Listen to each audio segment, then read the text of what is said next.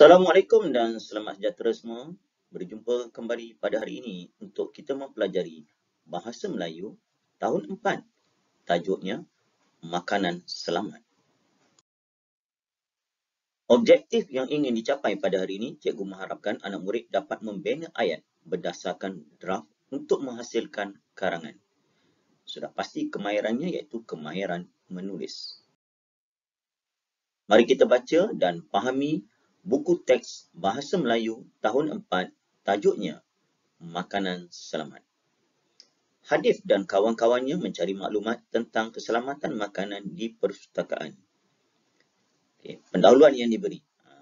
Untuk karangan, mesti ada pendahuluan, ada isi dan penutup. Pendahuluannya, keselamatan makanan perlu diutamakan. Pelbagai cara harus dilakukan.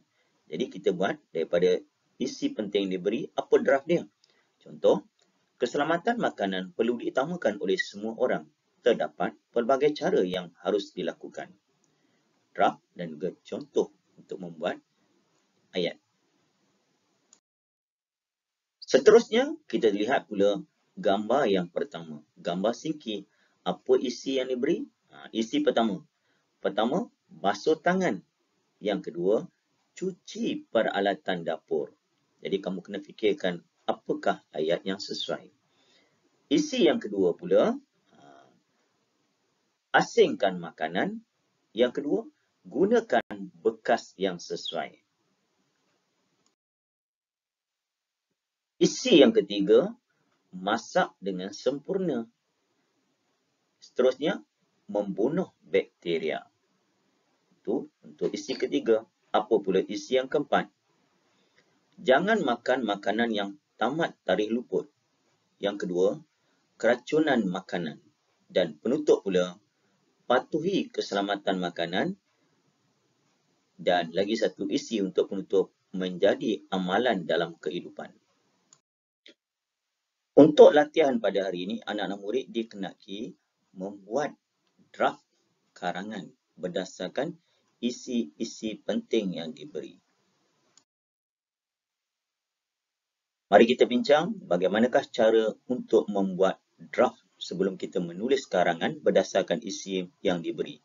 Pendahuluan. Keselamatan makanan perlu diutamakan oleh semua orang. Terdapat pelbagai cara yang harus dilakukan. Isi pertama.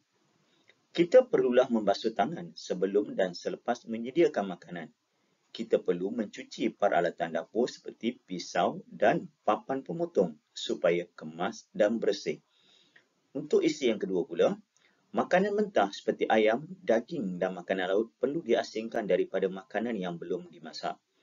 Pengguna perlu menggunakan bekas bertutup untuk mengelakkan makanan bercampur. Untuk isi yang ketiga, kita perlulah memasak makanan dengan sempurna, terutamanya daging, ayam, telur dan makanan laut. Hal ini dapat membunuh bakteria yang berbahaya. Dan isi yang keempat, kita janganlah mengambil makanan yang tamat tarikh luput. Hal ini akan mengakibatkan berlakunya keracunan makanan. Dan untuk penutup, kita haruslah mengamalkan keselamatan makanan supaya keluarga kita dapat menjalani kehidupan yang sejahtera. Keselamatan makanan haruslah dijadikan amalan dalam kehidupan seharian. Itu contoh buat draft. Sekarang, bagaimana nak menulis karangan? Karangan, dia ada pendahuluan, isi dan penutup. Biasanya karangan isi itu dia panjang. Untuk pendahuluan, cukup 2 ayat. Contoh yang pertama, ini lengkap nak tadi ya. Pendahuluan, makanan selamat perlu diamalkan oleh setiap orang. Jika makanan kita selamat, maka kebersihan diri terjaga. Isi pula, untuk perenggan yang kedua. Terdapat pelbagai cara dilakukan untuk memastikan makanan sentiasa selamat. Antaranya, kita perlulah membasuh tangan sebelum dan selepas menyediakan makanan. Bukan sebelum saja, selepas pun penting. Kita perlu mencuci peralatan dapur seperti pisau dan alat pemotong supaya bersih dan kemas. Pisau tu kena basuh juga. Selain itu, makanan mentah seperti ayam, daging dan makanan laut perlu diasingkan daripada makanan yang belum masak. Pengguna perlu menggunakan bekas bertutup untuk mengelakkan makanan bercampur. Perenggan berikutnya, seterusnya, kita perlulah memasak makanan dengan sempurna, terutamanya daging, ayam, telur dan makanan laut. Hal ini dapat membunuh bakteria yang berbahaya. Perkara yang berikutnya, di samping itu, kita juga perlu mengelakkan makan makanan yang tamat tarikh luput. Hal ini akan mengakibat berlakunya keracunan makanan. Contoh paling mudah, roti gardenia, kita nampak perubahan dia.